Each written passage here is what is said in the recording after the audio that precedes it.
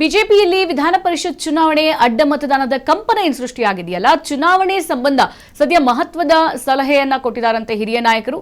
ಶಾಸಕರಿಗೆ ವಿಭಿನ್ನ ಮಾದರಿ ಕೋಡ್ ವರ್ಡ್ ಸಲಹೆಯನ್ನ ಕೊಟ್ಟಿದ್ದಾರೆ. ಎಸ್ಸಿ ಕುರಿತಂತೆ ಅಪ್ಡೇಟ್ಸ್ ಬರ್ತಾ ಇದೆ. ಶಾಸಕರಿಗೆ ಕೋಡ್ ವರ್ಡ್ ಕೊಡೋಕೆ ಹಿರಿಯರು ಸಲಹೆ ಮಾಡಿದಾರಂತೆ. ಬಿಜೆಪಿಯಲ್ಲಿ ವಿಧಾನ ಪರಿಷತ್ ಚುನಾವಣೆಗೆ ಅಡ್ಡ ಮತದಾನ ಯಾರೆಲ್ಲ ಮಾಡಿದ್ರಲ್ಲ, ಸದ್ಯ ಅದು ಕಂಪನ ಸೃಷ್ಟಿ ಮಾಡಿರುವಂತದ್ದು. ಚುನಾವಣೆ ಸಂಬಂಧ ಸದ್ಯ ಹಿರಿಯ ನಾಯಕರು ಮಹತ್ವದ ಸಲಹೆಯನ್ನ ಕೊಟ್ಟಿದ್ದಾರೆ.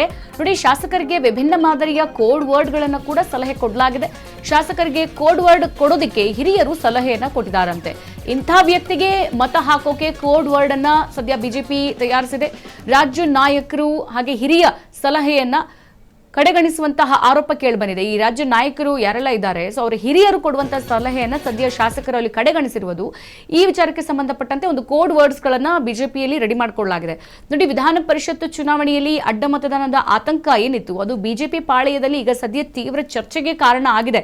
ಅದು ಕೇವಲ ರಾಜ್ಯದಲ್ಲಿರುವಂತಹ ಬಿಜೆಪಿ ಮಾತ್ರವಲ್ಲ, ಹೈಕಮಾಂಡ್ ಬಿಜೆಪಿ ಹೈಕಮಾಂಡ್ ತನಕನೂ ಹೋಗಿ ಅಲ್ಲಿ ಸುದ್ದಿಯಾಗಿ, ಜೊತೆಗೆ ನಮ್ಮ ಬಿಜೆಪಿ ನಾಯಕರಿಗೂ ಕೂಡ ತರಾಟೆ ತೆಗೆದುಕೊಳ್ಳುವಂತಹ ಮಟ್ಟಕ್ಕೆ ದೊಡ್ಡ ಸುದ್ದಿ ಆಗಿತ್ತು. ಇನ್ನು ಚುನಾವಣೆಗೂ ಮುನ್ನ ಶಾಸಕರ ಮತದಾನದ ಕುರಿತು ಹಿರಿಯ ನಾಯಕರು ಈಗ ಮಹತ್ವದ ಸಲಹೆಗಳನ್ನ ಕೊಟ್ಟಿದ್ರು ಎಂಬ ಮಾಹಿತಿ ಹೊರಬಂದಿದೆ. ಸೊ ಹಿರಿಯರು ಯಾರೆಲ್ಲ ಇದ್ದಾರಲ್ಲ, ಈ ಅಡ್ಡ ಮತದಾನ ಕ್ರಾಸ್ ವೋಟಿಂಗ್ ಯಾರೆಲ್ಲ ಮಾಡಿದ್ದಾರೆ, ಇವರೆಲ್ಲ ಕ್ರಾಸ್ ವೋಟಿಂಗ್ ಮಾಡೋದಕ್ಕಿಂತ ಮುಂಚೆ ಹಿರಿಯರು ಒಂದಷ್ಟು ಸಲಹೆ ಕೊಟ್ಟಿದ್ರಂತೆ, ಒಂದಷ್ಟು ಕೋಡ್ ವರ್ಡ್ಸ್ ಕೊಟ್ಟಿದ್ರಂತೆ. ಅದು ಯಾವುದನ್ನು ಕೂಡ ಕೇರ್ ಮಾಡದೆ ಕ್ರಾಸ್ ವೋಟಿಂಗ್ ಆಗಿರುವಂತದ್ದು. ನೋಡಿ, ಮತದಾನ ವೇಳೆ ಗೊಂದಲ ತಪ್ಪಿಸೋಕೆ ಶಾಸಕರಿಗೆ ವಿಭಿನ್ನ ಮಾದರಿಯ ಕೋಡ್ ವರ್ಡ್ ಬಳಸುವಂತೆ ಸೂಚನೆ ಕೂಡ ಮಾಡಲಾಗಿತ್ತು ಅಂತ ಹೇಳಲಾಗ್ತಾ ಇದೆ. ಮತ್ತು ನಿರ್ದಿಷ್ಟ ಅಭ್ಯರ್ಥಿಗೆ ಮತ ಹಾಕುವ ಕುರಿತು ಕೂಡ ಗುರುತಿಸಲು ವಿಶೇಷ ಕೋಡ್ ವರ್ಡ್ ಅನ್ನು ಕೂಡ ಸಿದ್ಧಪಡಿಸಲಾಗಿತ್ತು ಅನ್ನುವಂಥ ಮಾತುಗಳು ಈಗ ಕೇಳಿ ಬರ್ತಿರೋದು. ಆದರೆ ಈ ವಿಚಾರದಲ್ಲಿ ರಾಜ್ಯ ನಾಯಕರು ಹಿರಿಯರ ಸಲಹೆಯನ್ನ ಸಂಪೂರ್ಣವಾಗಿ ಪಾಲಿಸಿಲ್ಲ ಎಂಬ ಆರೋಪ ಕೇಳಿಬರ್ತಿದೆ.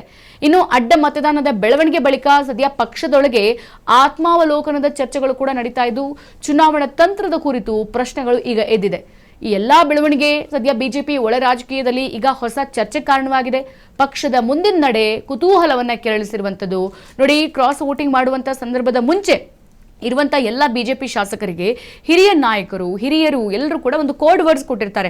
ಬಿಜೆಪಿಗೆ ಸಂಬಂಧಪಟ್ಟಂತೆ ಇಂಥ ವ್ಯಕ್ತಿಗೆ ನೀವು ಮತ ಹಾಕಬೇಕು, ಅದಕ್ಕೆ ಈ ಕೋಡ್ ವರ್ಡ್ಗಳನ್ನ ಹೇಳಿರ್ತೀವಿ, ಅದನ್ನೇ ಪಾಲಿಸಿ ಅಂತ ಹೇಳಿ ಹಿರಿಯರು ಹೇಳಿದ್ರು ಕೂಡ ಈ ಬಿಜೆಪಿ ಶಾಸಕರು ಯಾರು ಕೂಡ ಅದನ್ನ ತಲೆಗೆ ತೆಗೆದುಕೊಳ್ಳದೆ ಹೋಗ್ಬಿಟ್ಟು ಕ್ರಾಸ್ ವೋಟಿಂಗ್ ಮಾಡಿದ್ದಾರೆ. ಅಂದ್ರೆ ಇವರು ಇಲ್ಲಿ ಹೇಳುವಂತದ್ದೇನು, ಪ್ರಶ್ನೆ ಮಾಡ್ತಿರೋದೇನು ಅಂದ್ರೆ, ನಾವು ಕೋಡ್ ವರ್ಡ್ ಕೊಟ್ಟಿದ್ದನ್ನು ಕೂಡ ಮರ್ತು ಬಿಟ್ರ, ಅಥವಾ ಕೋಡ್ ವರ್ಡ್ ಅವ್ರಿಗೆ ಅರ್ಥನೇ ಆಗಿಲ್ವಾ, ಕೋಡ್ ವರ್ಡ್ ಅಲ್ಲಿರುವಂತಹ ವ್ಯಕ್ತಿ ಯಾರು ಅನ್ನೋದು ಕೂಡ ಅವ್ರಿಗೆ ಗೊತ್ತಾಗಿಲ್ವಾ ಅನ್ನೋಂಥ ಪ್ರಶ್ನೆ ಮಾಡಿರೋದು. ಸದ್ಯ ಈ ಆಯಾಮದಲ್ಲಿ ನಾವು ಅಷ್ಟೆಲ್ಲ ಸಲಹೆ ಕೊಟ್ಟರು ಕೂಡ ಈ ಶಾಸಕರು ಅದು ಯಾವುದನ್ನು ಫಾಲೋ ಮಾಡಿಲ್ಲ, ಮರೆತು ಬಿಟ್ಟಿದ್ದಾರೆ ಅಂತ ಹೇಳಿ ಸದ್ಯ ಬಿಜೆಪಿ ಪಕ್ಷದಲ್ಲಿ ಇದೆಲ್ಲ ಒಳ ರಾಜಕೀಯದಲ್ಲಿ ಚರ್ಚೆ ಆಗ್ತಾ ಇದೆ. ಮತ್ತೊಂದು ಕಡೆಗೆ ಕ್ರಾಸ್ ವೋಟಿಂಗ್ ಆಗಿದ್ದಕ್ಕೂ ಕೂಡ ಈಗ ಈ ಬಿಜೆಪಿ ರಾಜ್ಯಾಧ್ಯಕ್ಷ, ವಿರೋಧ ಪಕ್ಷದ ನಾಯಕ ಇಬ್ರಿಗೂ ಕೂಡ ಹೈಕಮಾಂಡ್ ನಲ್ಲಿ ಬಹಳ ತರಾಟೆಗೆ ತೆಗೆದುಕೊಳ್ಳಲಾಗಿದೆ. ಹೈಕಮಾಂಡ್ ನಾಯಕರು, ಬಿಜೆಪಿ ರಾಷ್ಟ್ರಾಧ್ಯಕ್ಷ ನಿತಿನ್ ನವೀನ್ ಕೂಡ ಬಹಳ ದೊಡ್ಡ ಮಟ್ಟದಲ್ಲಿ ಆರ್ ಅಶೋಕ್ಗೆ ಚಾಟಿ ಬೀಸಿದ್ದು ಕೂಡ ಉಂಟು. ಮತ್ತೊಂದು ಕಡೆಗೆ ಇಲ್ಲಿ ಆರ್ ಅಶೋಕ್ ಬಿಜೆಪಿ ಈಗ ಈ ವಿರೋಧ ಪಕ್ಷದ ನಾಯಕ ಇವರ ತಲೆದಂಡ ಆಗುವಂತ ಸಾಧ್ಯತೆ ಕೂಡ ಇದೆ. ಮತ್ತೊಂದು ಕಡೆಗೆ ವೈ ವಿಜಯೇಂದ್ರ ಅವರಿಗೂ ಕೂಡ ದೊಡ್ಡ ಮಟ್ಟದಲ್ಲಿ ಛೀಮಾರಿ ಹಾಕಿ ಕಳಿಸಿದ್ದು ಕೂಡ ಇದೆ.